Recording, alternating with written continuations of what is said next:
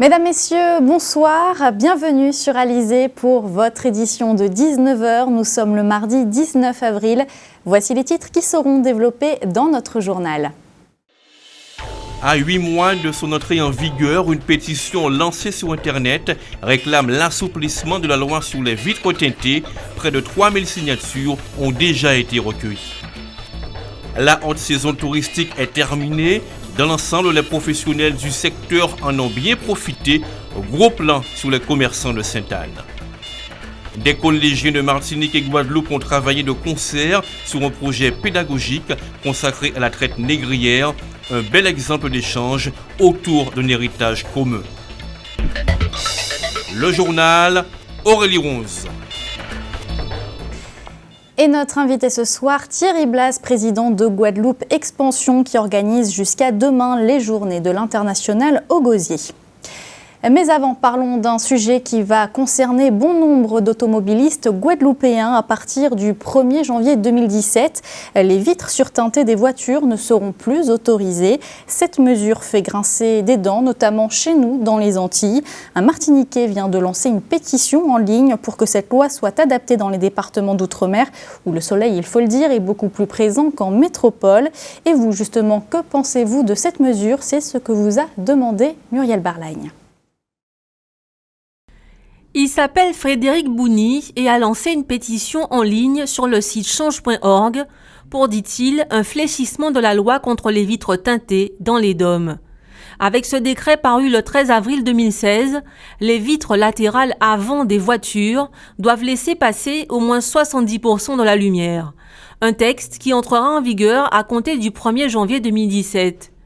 Plus de 2000 signataires approuvent la pétition selon laquelle il faudrait adapter cette loi aux conditions de vie des DOM et des COM où il y a un climat différent. Pour eux, les vitres surteintées permettraient de se protéger des effets néfastes du soleil sur la santé et sur les véhicules. Dans la rue, les avis sont partagés. Il y a les adeptes des vitres teintées. Et à cause de la chaleur, les gens sont obligés de teinter leurs vitres pour avoir une faveur dans leur voiture. Alors qu'en France, ce n'est pas le cas. En France, il fait froid, il fait frais, donc ils n'ont pas besoin de vitres teintées en France. Bon, effectivement, on n'a pas les mêmes températures que la métropole. Donc je pense que ce serait éventuellement une bonne chose qu'on puisse avoir soit un assouplissement, soit une dérogation. En Guadeloupe, il fait chaud en général. Et puis on va dire que les vitres teintées, ça aide à calmer le soleil. Alors je pense qu'il faut assouplir la loi pour nous.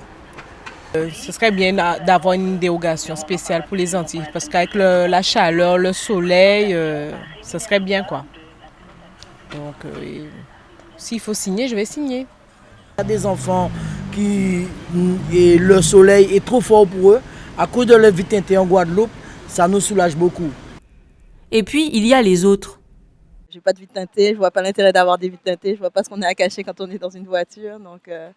Vraiment, à moins qu'on me démontre que ce soit pour des raisons, ça permet d'éviter que les températures ne montent trop dans les voitures. À ce moment-là, oui, peut-être. Mais en dehors de ça, non, je ne vois pas pourquoi on aurait un régime d'exception. Moi, je n'aime pas du tout. Je trouve que ça fait suspect. Et voilà, quoi, c'est pas net. C'est pas net, c'est le cas de le dire. Si ce décret qui modifie le code de la route reste en l'état, à compter du 1er janvier 2017, il en coûtera une amende de 135 € aux automobilistes hors la loi et une perte de 3 points sur le permis de conduire. Et vous voilà prévenus.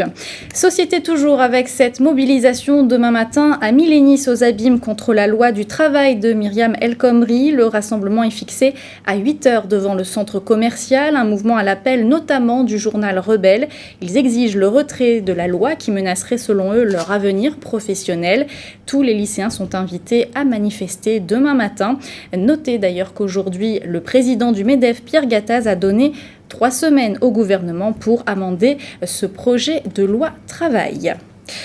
On va rester dans le domaine de l'économie avec les journées de l'international qui se déroulent jusqu'à demain au Gosier, organisées par Guadeloupe Expansion. Ces rendez-vous destinés aux chefs d'entreprise locaux ont pour but de faire connaître les dispositifs existants pour se développer à l'international. Le reportage de Muriel Barlagne. 2 journées pour parler de développement à l'international. Un projet qui s'inscrit dans le cadre du plan régional pour l'internationalisation des entreprises. Le PRIE a été signé en octobre 2015 par de nombreux partenaires, parmi lesquels l'État, la région, les chambres consulaires, les financeurs comme BPI France, l'AFD et la COFAS. Des acteurs clés dans le parcours de l'entrepreneur qui souhaite s'exporter. Pour l'aider à se retrouver dans cette nébuleuse, le guichet unique à l'export, créé il y a 3 ans. Nous accompagnons les entreprises de A à Z. C'est un accompagnement personnalisé. On est en mesure de faire un diagnostic export, donc d'évaluer avec l'entreprise ses forces et ses faiblesses, son réel potentiel à l'export, et de lui proposer aussi bien des formations qu'un accompagnement sur des salons, des rendez-vous B2B, des études de marché. On a la possibilité d'avoir des prestations à un coût réduit ou même nul grâce au ministère des Outre-mer qui subventionne des prestations de Business France. Et nous sommes correspondants Business France en Guadeloupe. Business France est un acteur majeur pour les entreprises.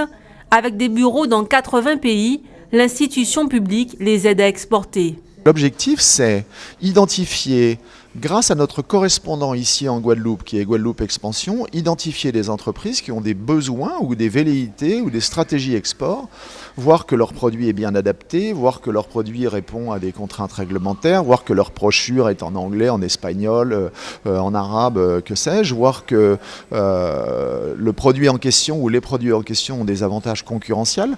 Si le produit n'a pas d'avantage par rapport à un produit qui peut se trouver en Espagne, en Italie ou en Chine, ils n'arriveront pas à le vendre. Voir avec eux comment positionner leurs produits sur ces territoires, voir si ça vaut le coup d'y aller, puis de les accompagner par des programmes de rendez-vous spécifiques sur place, des mises en relation, des présences sur un salon, voilà, à travers une multitude de prestations. Pour être candidat au développement à l'international, il faut un produit ou un service compétitif à haute valeur ajoutée et être en mesure de produire en quantité.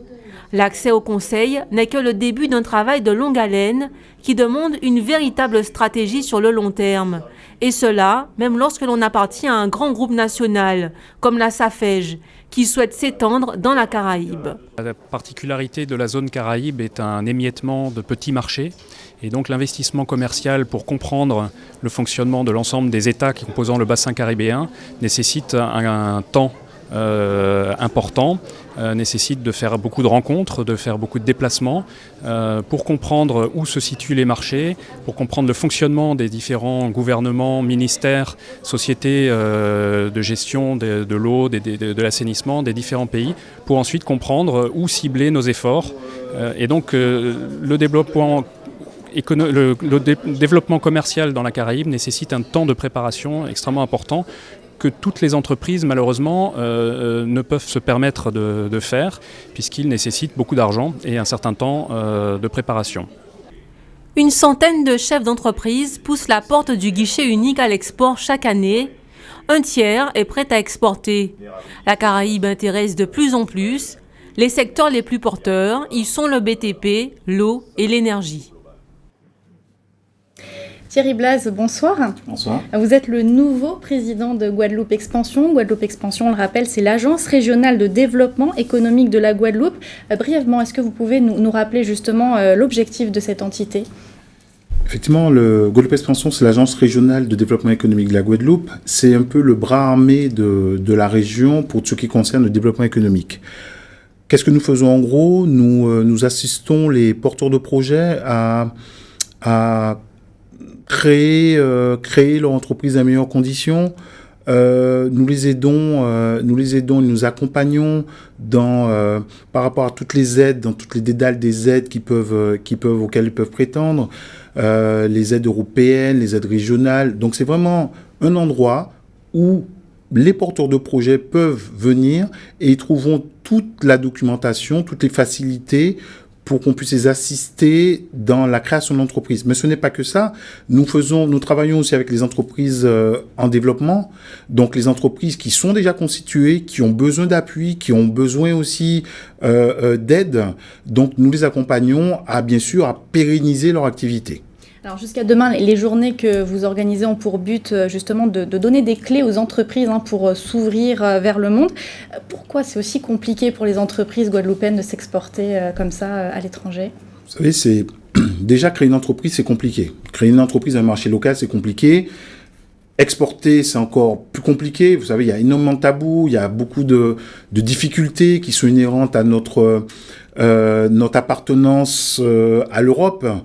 Il faut savoir que nous n'avons pas les mêmes contraintes réglementaires que les pays avoisinants.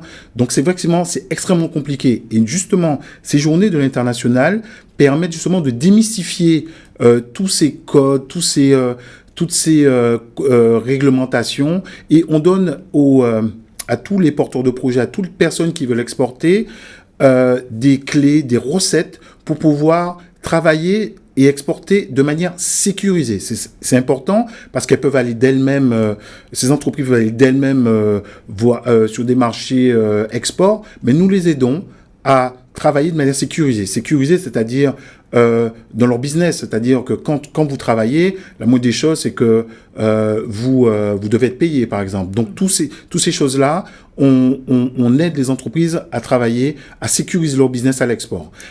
On l'entendait dans le reportage, j'ai envie de dire, toutes les entreprises ne peuvent pas s'exporter à l'étranger quand même. Effectivement, mais il faut savoir que la Guadeloupe, c'est un marché de 400 000 habitants.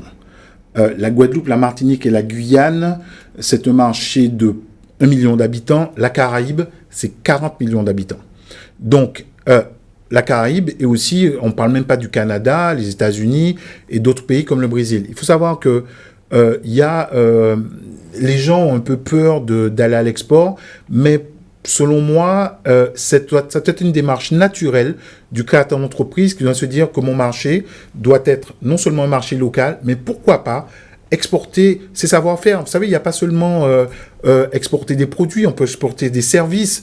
Nous avons, dans beaucoup de domaines, nous avons des très grands ingénieurs de la santé, dans l'eau et l'assainissement, le BTP, aussi dans le numérique, que j'affectionne particulièrement. Nous avons de très grandes potentialités pour pouvoir apporter notre savoir-faire à d'autres pays. Et justement, le guichet unique export à Guadeloupe Expansion, qui a été créé il y a 3 ans, justement permet aux chefs d'entreprise d'avoir une espèce de parcours fléché. On lui explique exactement comment aller à l'export de manière sécurisée. Une dernière question. Demain, le secrétaire d'État chargé du commerce viendra justement clôturer ces journées. Est-ce qu'il n'y aurait pas un effort à faire de la part du gouvernement pour un petit peu simplifier ces démarches ? Alors là, vous touchez à un domaine qui va un peu au-delà de mes compétences, mais il est vrai que il doit y avoir une harmonisation et au niveau des normes. Vous savez, les Antilles, les DFA font partie de l'espace européen et il se trouve que le salaire, ne serait-ce que par rapport au salaire, on n'est pas compétitif par rapport à ça. Le salaire mensuel d'un travailleur salarié en Guadeloupe, c'est le salaire annuel dans d'autres pays indépendants de la Caraïbe. Donc, nous avons ce différentiel-là. Nous avons aussi des différentiels au niveau des lois.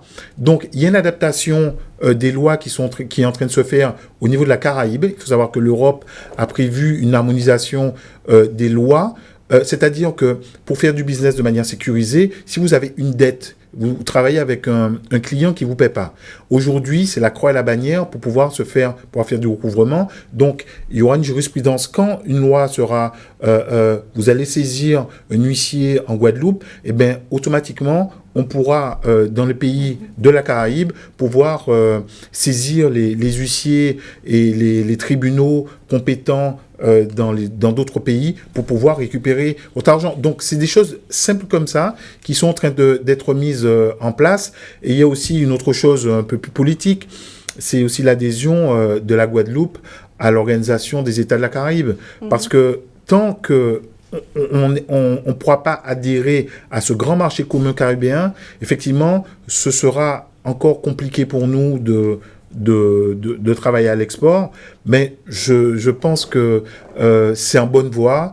L'État français sait que pour pouvoir justement libérer un peu le business des Antilles françaises et de la Guyane par rapport à leurs voisins proches, il faudra de toute manière qu'ils puissent faire en sorte que nous puissions adhérer à l'organisation, au grand marché caribéen. Mais vous savez, là, ce sont des choses politiques et bon, je pense que tout ça va se débloquer prochainement pour que... Un débat, en tout cas, qui mérite d'être prolongé. Oui, tout à fait. Mais nous en parlerons demain au ministre du Commerce extérieur, M. Feckel, qui viendra justement clôturer ces journées de l'international.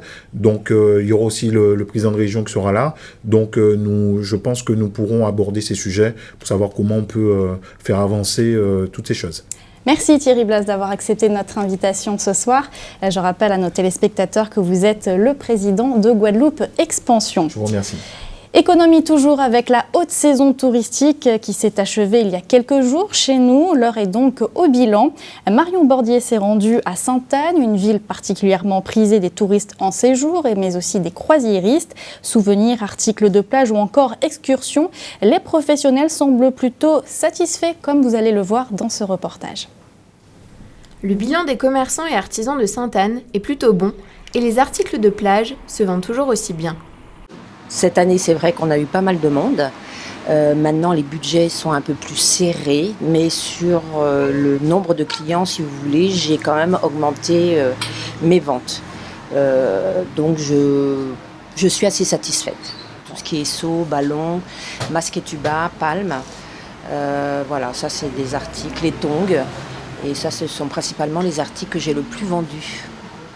Même si selon une enquête de l'Institut de sondage Calista, plus de 80% des touristes sont métropolitains, les nationalités sont diverses. Peu importe qu'ils soient italiens, allemands, américains ou encore canadiens, tous raffolent des souvenirs, des produits locaux et atypiques.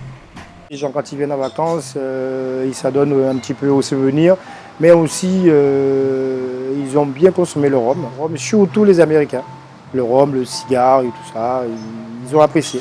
Quand même, on a eu des prix qui sont très très abordables. Et de là, les gens, je pense qu'ils vont venir. En plus, les Américains qui connaissaient un petit peu les autres îles telles que Saint-Martin, Saint-Barth et compagnie, ils ont découvert la Guadeloupe et ils apprécient.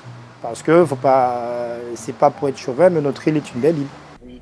Pour les prestations dont le coût est plus élevé, le point sur les bénéfices dus à la saison touristique est plus mitigé. C'est le cas pour les excursions à la découverte de la nature et du patrimoine humain. Cette saison touristique plutôt assez aléatoire. Les vacances scolaires ont été un petit peu plus compliquées que hors période scolaire. On a remarqué que les gens ont un budget un peu plus restreint que les années précédentes. Après, on arrive quand même à travailler parce que sinon on ne serait pas là. La présence récurrente des croisiéristes pendant plusieurs mois a fait les affaires des commerçants et artisans de Sainte-Anne. En 2011, ils étaient déjà 160 000 à mettre les pieds sur l'archipel, un nombre qui n'a fait qu'augmenter depuis. Ça a beaucoup marché avec les croisiéristes. Et une fois les bateaux de croisière finis, on a senti la chute. Mais bon, dans l'ensemble, c'était bien. On avait des fois 3-4 bus de touristes complets. Et je suis là les matins uniquement, peut-être il y en avait aussi l'après-midi. Si les autres destinations françaises d'outre-mer voient leurs touristes se raréfier, sur la haute saison, la Guadeloupe gagne 70 000 touristes chaque année. Le tourisme, un secteur porteur qui rapporte plus de 90 millions d'euros de recettes.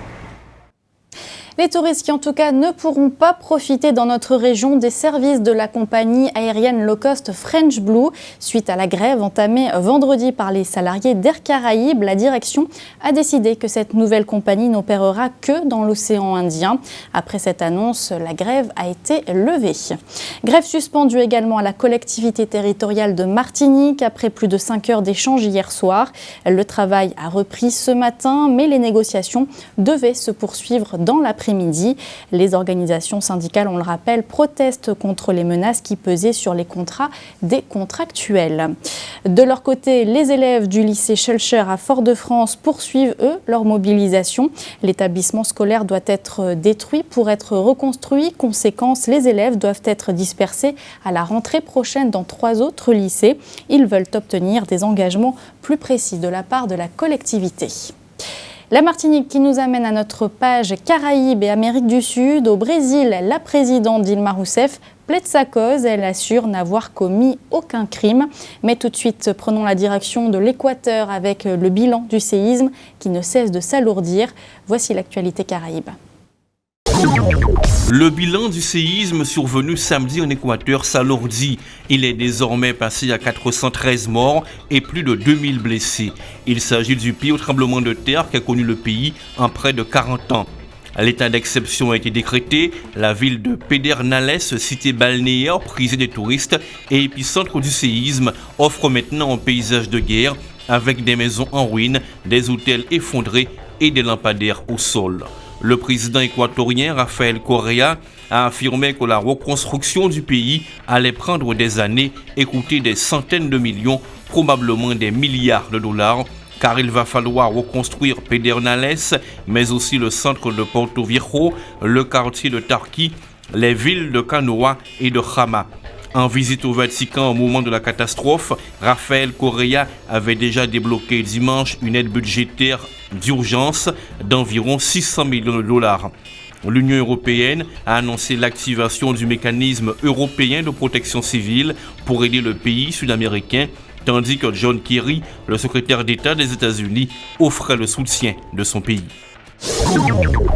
La présidente du Brésil se déclare indignée par l'approbation dimanche soir par la Chambre des députés de la procédure de destitution menée contre elle, assurant n'avoir commis aucun crime. Dilma rappelle avoir été élue avec 54 millions de voix et se sentir aujourd'hui indignée par cette décision de destitution qu'elle estime injuste. Selon elle, les écritures budgétaires qui lui sont reprochées ont été pratiquées par ses prédécesseurs et ont été considérées comme légales. Dilma Rousseff souligne qu'aucune accusation d'enrichissement illicite ne lui est reprochée et qu'elle ne possède aucun compte à l'étranger.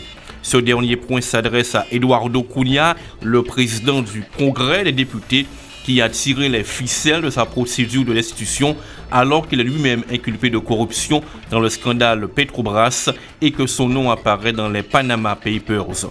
Dilma Rousseff a rappelé son passé d'ex-guerriera marxiste torturée sous la dictature militaire pour souligner qu'elle poursuivait toujours le même combat en faveur de la démocratie.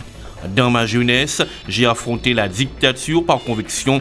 Aujourd'hui, j'affronte un coup d'État avec l'apparence de processus légal.